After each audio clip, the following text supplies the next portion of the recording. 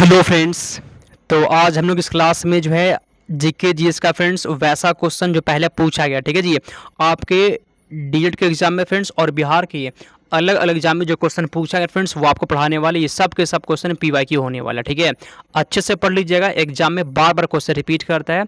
और यह class friends अब से स्टार्ट हो गया, अब से आपको हर रोज़ क्लास मिलेगा, इसलिए मेरे साथ जुड़ जाना आप सभी को, ठीक है। चलिए, तो जितना भी क्वेश्चन का आंसर याद होगा जी कमेंट करिएगा। क्लास को हम लोग का स्टार्ट करते हैं। आज का पहला क्वेश्चन है, निम्नलिखित में से किसने पाटलिपुत्र को पोलीब्रोथा कहा था? पाटलिपुत्र को पोलीब्रोथा किसने कहा था? ठीक है जी, पता है किसने कहा था फ्रेंड्स? इसको आपको याद रखना है, मेगास्थनीज ने। किसने? मेगास्थनीज। ऑप्शन नंबर ए हो जाएगा, ठीक है। आगे चलते हैं दूसरा, आदि काव्य की संज्ञा, ठीक है जी, आदि काव्य की संज्ञा किसे दी जाती है? बताइए, आदि काव्य की संज्ञा किसे दी जाती है? रामायण को, महाभारत को, गीता को, या फिर किसको? बताइए।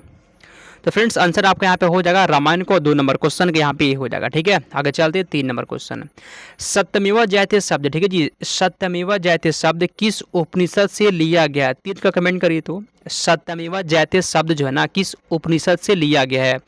तीसरा का कमेंट करिए जी आंसर। सत्यमेव जयते शब्द जो होता है वह किस उपनिषद से लिया गया है? फ्रेंड्स आंसर आपके यहाँ पे हो जाएगा मुंडक उपनिषद से। फ्रेंड्स ऑप्शन नंबर यहाँ पे हो जाएगा, ठीक है। जितना भी क्वेश्चन पढ़ा रहे ना अच्छे से पढ़ लीजिएगा, ठीक है। अगला क्वेश्चन, भारत का सबसे प्राचीन धर्म ग्रंथ कौन सा है जी? पुराण है, ब्राह्मण ग्रंथ है, वेद है, या फिर उपनिषद है? 4 का कमेंट करिए, आंसर क्या होगा बताइए। सबसे प्राचीन फ्रेंड्स यहाँ पे वेद हो जाएगा। 4 नंबर क्वेश्चन का सी हो गया, ठीक है। आगे चलते हैं हम लोग 5वां, भारतीय संगीत का जनक किसे कहते हैं? बताइए 5वां का सही जवाब। भारतीय संगीत का जनक किसे कहते हैं? 5 कमेंट करिए। तो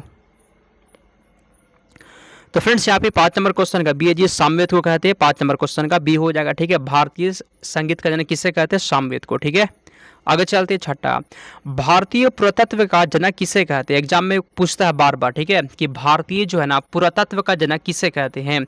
कमेंट करिए 6 का सही जो बताइए। भारतीय पुरातत्व का जनक किसे कहते हैं जी? 6 का कमेंट करिए आंसर। किसे कहते हैं जी? तो अलेक्जेंडर कनिंघम को कहते हैं। ऑप्शन नंबर ही हो जाएगा। क्वेश्चन पूछा गया, पढ़ लीजिएगा, ठीक है।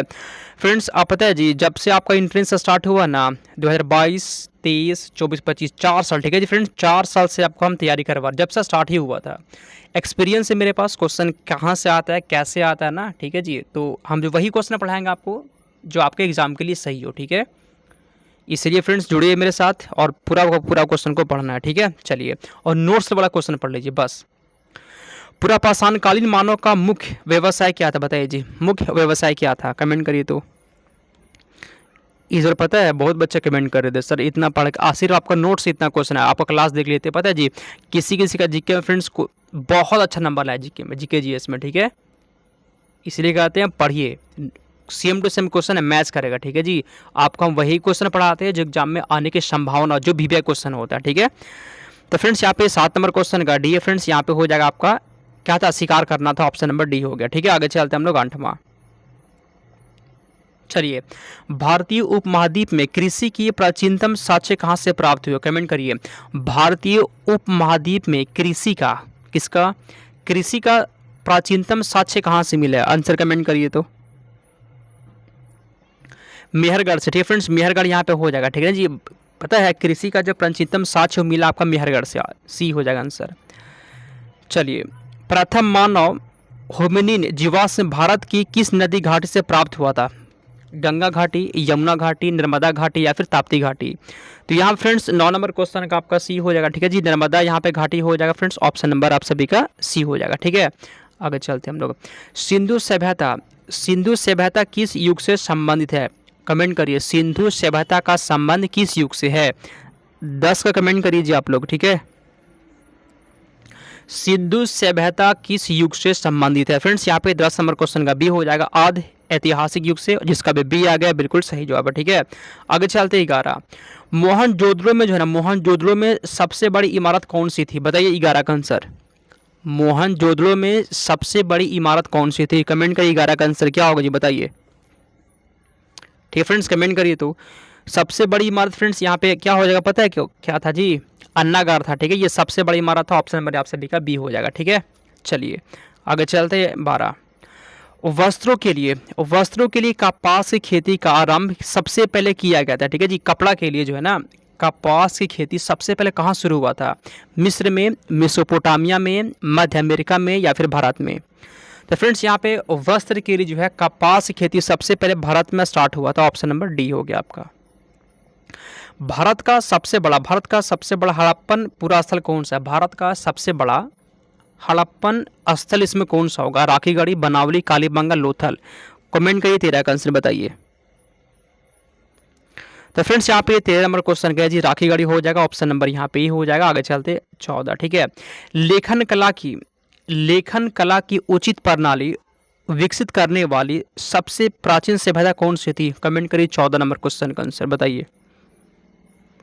लेखन कला की जो है ना उचित प्रणाली विकसित करने वाली सबसे पहली प्राचीन सभ्यता कौन सी थी? तो फ्रेंड्स आंसर आपका यहाँ पे हो जाएगा सुमेरिया, ठीक है फ्रेंड्स, सुमेरिया आंसर यहाँ पे हो जाएगा। आगे चलते हैं 15। कौन सा हड़प्पा नगर 3 भागों में बटा हुआ था? कौन सा हड़प्पा नगर 3 भागों में विभक्त था? चलिए 15 का कमेंट करिए। तो जो भी क्वेश्चन है ना एग्जाम में क्वेश्चन पूछा गया वो पढ़ा रहे हैं आपको, पढ़ लीजिएगा पूरा, ठीक है फ्रेंड्स। यहाँ पे 15 का सी हो जाएगा। धौलावीरा कहते हैं, ऑप्शन नंबर सी आपका। अगला क्वेश्चन, पुराणों की संख्या कितनी होती है? पुराणों की संख्या कितनी है जी बताइए? तो 16 का आंसर। पुराणों की संख्या कितनी है? 16 का बताइए आंसर। तो फ्रेंड्स यहाँ पे आपका आंसर हो जाएगा पुराणों की संख्या फ्रेंड्स 18 होता है। ऑप्शन नंबर सी हो गया, बी हो जाएगा, ठीक है जी। 16 नंबर क्वेश्चन का बी हो जाएगा। पुराणों की कुल संख्या कितना होता है? 18 होता है। अगला, वेद शब्द का अर्थ क्या होता है? वेद शब्द का अर्थ क्या होता है बताइए? वेद शब्द का अर्थ क्या होता है? कमेंट करिए 17 का आंसर, ठीक है। नोट्स को मत छोड़िएगा, ठीक है। आपका ये नोट तैयार किया है फ्रेंड, 4000 टोटल क्वेश्चन है, 4000 टोटल क्वेश्चन है। मेरा व्हाट्सअप नंबर यहाँ पे 92 41 21 66 96, ठीक है। इसको लीजिए फ्रेंड्स, मात्र अभी 149 से मिल रहा है, बाद में इसका प्राइस बढ़ जाएगा, ठीक है। चलिए तो फ्रेंड्स यहाँ पे 17 का ए है जी ज्ञान। वेद का मतलब क्या होता है फ्रेंड्स? ज्ञान होता है। ऑप्शन नंबर ए हो जाएगा। अगला क्वेश्चन है, महाभारत मूलतः किस रूप में जानी जाती थी? कमेंट करिए। तो 18 का आंसर। चलिए फ्रेंड्स कमेंट करिए। ये वाला फ्रेंड्स एक क्वेश्चन आपके लिए होमवर्क है, जब क्लास खत्म होगा तो कमेंट करिएगा, ठीक है जी। ये वाला क्वेश्चन आपके लिए होमवर्क हो गया। आगे चलते 19 नंबर। चलिए, गोत्र शब्द का प्रयोग सबसे पहले कहाँ हुआ था? चलिए 19 को बताइए। तो गोत्र शब्द का प्रयोग सबसे पहले कहाँ हुआ था? अथर्ववेद में, ऋग्वेद में, सामवेद में या फिर यजुर्वेद में? 19 नंबर क्वेश्चन का फ्रेंड्स आपका आंसर हो जाएगा ऋग्वेद में, ठीक है जी। ऋग्वेद आंसर हो जाएगा, ठीक है। और क्वेश्चन पूछे ना कि सबसे प्राचीन वेद कौन सा है? सबसे प्राचीन वेद, सबसे पुराना वेद ऋग्वेद ही होता है, ठीक है फ्रेंड्स। यहाँ पे बी हो जाएगा आंसर। महात्मा बुद्ध का जन्म एवं ज्ञान की प्राप्ति किस दिन हुआ था? बताइए, महात्मा बुद्ध का जन्म और ज्ञान की प्राप्ति किस दिन में हुआ था? किस दिन हुआ था? वैशाख पूर्णिमा, आषाढ़ पूर्णिमा, कार्तिक पूर्णिमा या फिर कोई नहीं? 20 का बताइए तो आंसर। आंसर यहाँ पे हो जाएगा Vaishakh Purnima, option number A, ठीक है। चलिए अगला क्वेश्चन, महात्मा बुद्ध किस वंश से संबंधित थे? कमेंट करिए 21 का आंसर यहाँ पे, ठीक है जी। चलिए तो फ्रेंड्स यहाँ पे आंसर सी आपका हो जाएगा, साग का ऑप्शन नंबर सी हो जाएगा, ठीक है। आगे चलते हैं 22 नंबर क्वेश्चन। भगवान महावीर का प्रथम शिष्य कौन थे? भगवान महावीर का प्रथम शिष्य बताइए, जामाली, यशोद, विपिन या प्रभास? 22 का कमेंट करिए जी। चलिए तो 22 नंबर क्वेश्चन का फ्रेंड्स यहाँ पे जमाली हो जाएगा, ऑप्शन नंबर ए। आगे चलते हैं 23 नंबर क्वेश्चन। जैन धर्म का आधारभूत नैतिक मूल्य क्या है? बताइए, 23 का कमेंट करिए। तो जैन धर्म का आधारभूत नैतिक मूल्य क्या होता है? बताइए आंसर। फ्रेंड्स अहिंसा होता है, ऑप्शन नंबर सी हो जाएगा, ठीक है। 24 नंबर क्वेश्चन, बुद्ध ने सर्वाधिक उपदेश किस भाषा कहाँ दिए थे? बुद्ध अपना उपदेश सर्वाधिक कहाँ दिए थे? वैशाली में, श्रावस्ती में, कौशाम्बी में या फिर राजगिरी में? बताइए आंसर। बुद्ध ने सर्वाधिक उपदेश दिए थे फ्रेंड्स श्रावस्ती में, ऑप्शन नंबर यहाँ पे बी हो जाएगा। 24 नंबर क्वेश्चन का बी आपका सही जवाब है। अगला, बुद्ध की खड़ी प्रतिमा निम्न में से किस काल में बनाई गई थी? बताइए तो गुप्त काल में, कुषाण काल में, मौर्य काल में या फिर गुप्तोत्तर काल में? तो 25 नंबर क्वेश्चन का बी है फ्रेंड्स आंसर आपके यहाँ पे कुषाण काल हो जाएगा, ठीक है। अगला क्वेश्चन, तीर्थकर शब्द संबंधित है, तीर्थकर शब्द का संबंध किससे है? बौद्ध से या फिर किससे? कमेंट करिए 26 का आंसर बताइए। तीर्थंकर शब्द का फ्रेंड संबंध जो है ना जी पता है जैन से है, ठीक है जी। ऑप्शन नंबर यहाँ पे डी हो जाएगा। आगे चलते हैं 27। विश्व का पहला गणतंत्र वैशाली में किसके द्वारा स्थापित किया गया, बताइए। विश्व का पहला गणतंत्र वैशाली किसके द्वारा स्थापित किया गया था, मौर्य, नंद, गुप्त या फिर लिच्छवी। 27 को कमेंट करिए। तो फ्रेंड्स यहाँ पे डी आंसर लिच्छवी हो जाएगा आंसर, ठीक है। आगे चलते हैं 28 नंबर क्वेश्चन। मगध की प्राचीन राजधानी कौन सी थी, बताइए। मगध की सबसे प्राचीन राजधानी कौन सी थी, क्वेश्चन पूछा गया पिछले बार, फिर से क्वेश्चन पूछेगा, ठीक है। तो फ्रेंड्स यहाँ पे 28 नंबर क्वेश्चन का सी है राजगिरी हो जाएगा, जिसका जिसका भी सी आ गया सही जवाब है। मगध की प्राचीन राजधानी कौन सा था, राजगिरी था। पाटलिपुत्र के संस्थापक कौन थे, पाटलिपुत्र के संस्थापक बताइए, ठीक है जी। पाटलिपुत्र के संस्थापक, अच्छा क्वेश्चन है। 29 नंबर क्वेश्चन का फ्रेंड्स यहाँ पे कौन थे, उदयन। पाटलिपुत्र के संस्थापक उदयन थे। नेक्स्ट क्वेश्चन, उज्जैन का प्राचीनतम नाम क्या था, उज्जैन का प्राचीन नाम बताइए, उज्जैन का नाम, ठीक है जी। उज्जैन का प्राचीन नाम क्या था, तक्षशिला, इंद्रप्रस्थ, अवंतिका या फिर कोई नहीं, बताइए आंसर। तो फ्रेंड्स यहाँ पे 30 नंबर क्वेश्चन का सी है जी अवंतिका नाम था, ठीक है। उज्जैन का जो है ना प्राचीन नाम क्या था, अवंतिका था। 30 नंबर क्वेश्चन का सी हो जाएगा, ठीक है। अगला क्वेश्चन, अजात शत्रु के वंश का नाम क्या था, कमेंट करिए। अजात शत्रु के वंश का क्या नाम था। चलिए देखते हैं किसका आंसर यहाँ पे आता है। 31 का बताइए तो आंसर। अजात शत्रु के वंश का नाम फ्रेंड्स हर्यक नाम था, क्या नाम था, हर्यक। यहाँ पे 31 नंबर क्वेश्चन का बी हो जाएगा, ठीक है। अगला क्वेश्चन, प्रसिद्ध रूर कोयला क्षेत्र निम्नलिखित में से किस देश में स्थित, बताइए जी। प्रसिद्ध जो है ना रूर कोयला क्षेत्र किस देश में, फ्रांस, जर्मनी, रूस या फिर ब्रिटेन में। 32 का आंसर कौन बताएगा, बताइए तो। लास्ट में पूछेंगे आपसे कितना सही किया, ठीक है। तो फ्रेंड्स यहाँ पे 32 नंबर क्वेश्चन का बी है जी जर्मनी में, ठीक है फ्रेंड्स। जर्मनी यहाँ पे हो जाएगा, बी हो गया आपका आंसर। अगला, डोनबास क्षेत्र कहाँ है जी, डोनबास क्षेत्र प्रसिद्ध है किसके लिए, डोनबास क्षेत्र किस लिए प्रसिद्ध है, लौह अयस्क के लिए, कोयला के लिए, ताम्र अयस्क के लिए या फिर सोना के लिए। 33 नंबर क्वेश्चन का आपको यहाँ पे हो जाएगा, पता है किस लिए, कोयला के लिए प्रसिद्ध है, बी हो जाएगा आंसर, ठीक है। अगला क्वेश्चन, जॉन्सबर्ग विख्यात है, जॉन्सबर्ग किसके लिए फेमस है, बताइए। जॉन्सबर्ग ये कहाँ है, ये दक्षिण अफ्रीका में, ये किसके लिए प्रसिद्ध है, ये प्रसिद्ध है फ्रेंड्स स्वर्ण खनन हेतु, ठीक है। ऑप्शन नंबर यहाँ पे ये हो जाएगा।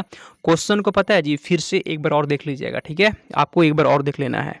अगला, विश्व में जो है ना चांदी का सबसे बड़ा उत्पादक देश कौन सा है, बताइए। विश्व में जो है चांदी का सबसे बड़ा उत्पादक देश कौन सा है,